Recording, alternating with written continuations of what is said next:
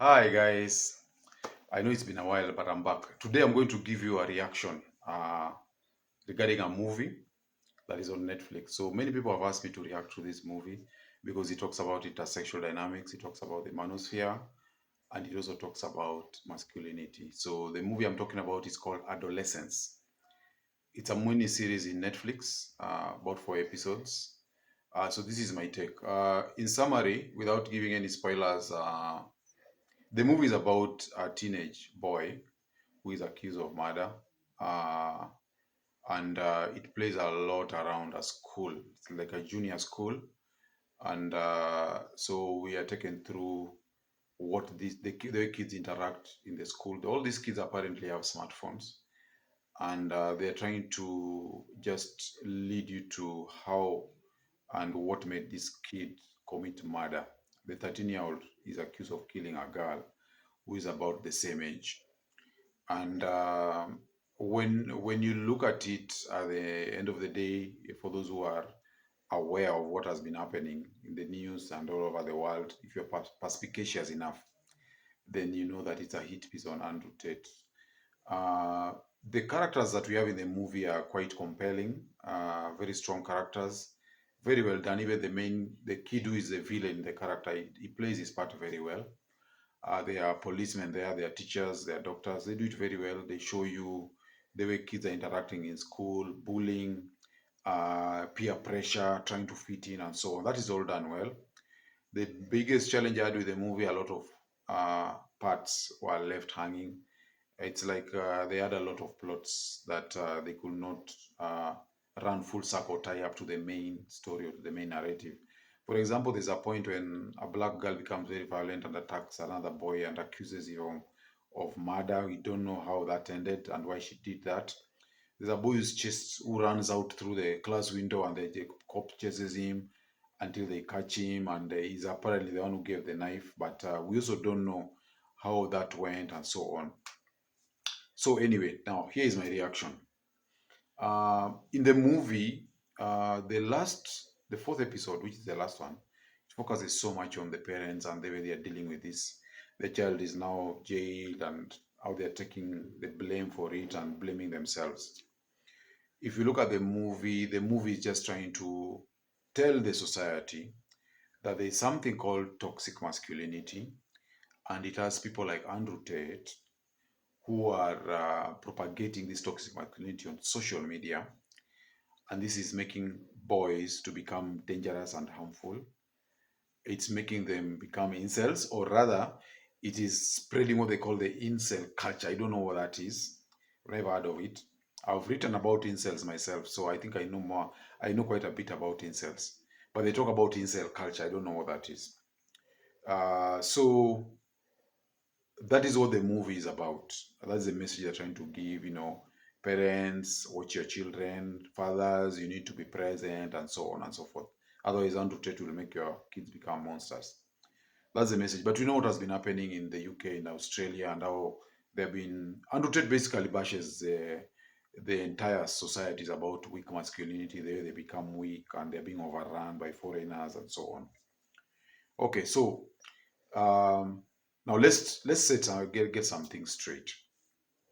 When you're talking about an individual, okay, whether it's a boy or a girl, first of all, even before Andrew Tate came, we need to realize that if you look at the Bible, for example, there's a story of Cain and Abel.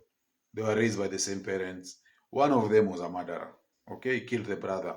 There was no Andrew Tate then. There was no social media then. Okay, and even in this movie of adolescence, the main character, the boy, has parents and he has a sister.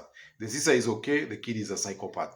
Okay, so first of all, we have to remember that people turn out different. It doesn't just mean that if you parent in a certain way, you're going to get certain results. Okay, even if you remember the story of Jacob and Esau, those two are very, very different, and yet they had the same parents.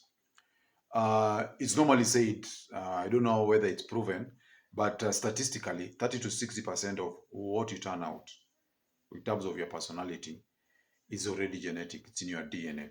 Okay. We use the model of what we call ocean. So there is openness. Okay. How open are you to ideas? Now, when you're describing a personality, we look at it in terms of how open you are, openness. Okay. Conscientiousness, how much you are good at setting goals and achieving them. Okay.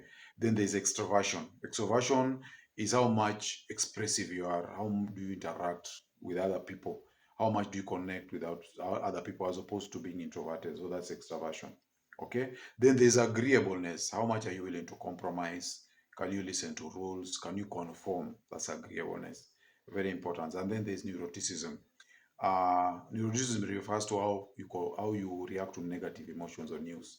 So to the level of your anxiety and so on is what you call neuroticism. So all these things, how you how you're going to perform in the scale of each of these matrices is going to be dependent on your DNA 30 to 60% of the time.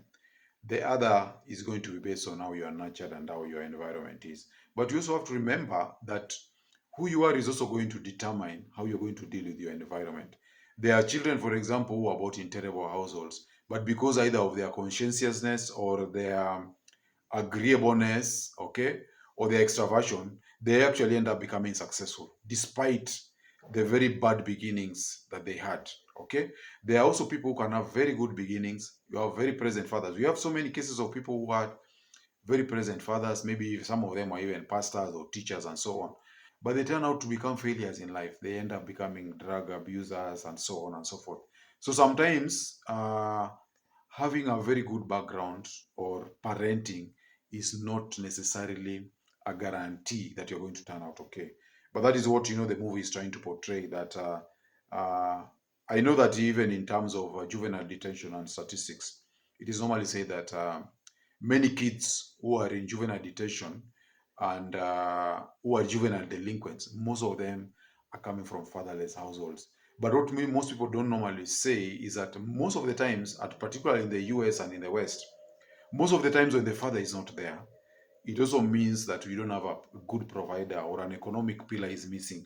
So most of these kids are either they are homeless or you'll find they are struggling to go to school and so on. So you find maybe they get into they start stealing, okay, for a living. They get into bad groups. They start doing drugs very early in life and so on. But it's not just because of fatherlessness. It's because of the result, the lack of good financial or economic backing because of fatherlessness. So it's not just about being a present father. It's also because fatherlessness comes with certain benefits. People don't talk about that. So some fathers think that if they're present, then actually that's what is being tried to. That's the message that you are getting from the movie, that if you have a present father, then people like Andrew Tate are not going to influence your kids. But you cannot be present with your kid throughout. You're not going to know when they're watching porn. You're not going to know when they're listening to Andrew Tate and so on and so forth. So I think it's placing a very huge burden on fatherhood, that fatherhood can actually make this not to happen. Remember, even in 2014 in California, there was a 23-year-old man called Elliot Roger who shot 6 people. He killed 6 people and injured 14 others. And he was an incel. Okay. And that brings me now to the topic of the incel. Incel, of course, means involuntary celibate. But when you're talking about involuntary celibate men, we don't talk about boys. Involuntary celibate men are men who are not able to get women. Okay, they're not able to get sexual intimacy, so that is why we call them involuntary celibate. We don't talk about incels when you talk about 13-year-olds the way they are doing it in the movie. So either these guys don't understand what an incel means, or they're just trying to bastardize the term incel. The reason actually manosphere influencers came up with the term incel is because they realized that the way men react when they're not able to get sexual access makes them predisposed to violence. And that's why we have all these shootings, mass murders, and suicides, and depressions, and so on. So, actually, what manosphere people do, they tell men the things they need to do so that to avoid ending up being an incel. That's why men are being told take up the burden of performance, take care of your looks. You need to have confidence. You need to be able to communicate well so that you can be able to talk to girls. Because most of these incels are socially awkward men. They're men who cannot approach girls. They're very shy and they don't have social skills. So people like Jordan Peterson, Andrew Tate, and others, they're just trying to tell men you need to build your social skills. Because if you don't do that and then you end up an incel and you have all these hormones raging in you, your self-image is distorted and you become a crazy person, then you end up killing people. So the reality is that the influencers are actually trying to stop men from becoming incels. But when you look at it, the way this movie is done, they're trying to say that people like Andrew Tate are creating what is called an incel culture, whatever that means. And in a sense, they're also trying to say that the incel culture means you're supposed to hate women, you're supposed to degrade women, and eventually it means it makes boys actually harm women, which is actually not true. So there's that. Then there's also the part about 80% of women finding only 20% of men attractive. This, of course, is in line with the Pareto principle. But if you look at it, the manosphere people say this, but research that has been done on Tinder and other dating apps show that most women find most men unattractive. And most of these people who talk about this subject, like the ones who've done this movie, they don't even understand the difference between being attractive and being desirable. And they don't understand intersexual dynamics. They think that sexuality is something that people are actually taught. They don't know that sexuality is actually something that springs from our evolutionary firmware. It's how we have evolved as human beings. There's a reason why women find certain men attractive and certain men unattractive. The manosphere guys are just telling men the things they need to do so that women will find them attractive. And I don't think that is a bad thing. They also talk about emojis. Emojis, of course, are just symbols people use on the social media, and they were there even before people knew about Andrew Tate.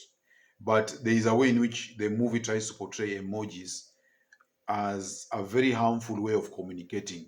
But in reality, actually, when you look at it, most manosphere people discourage men from using emojis because emojis are found to be very emotive and so on. Men are being encouraged to communicate using words, not using emojis.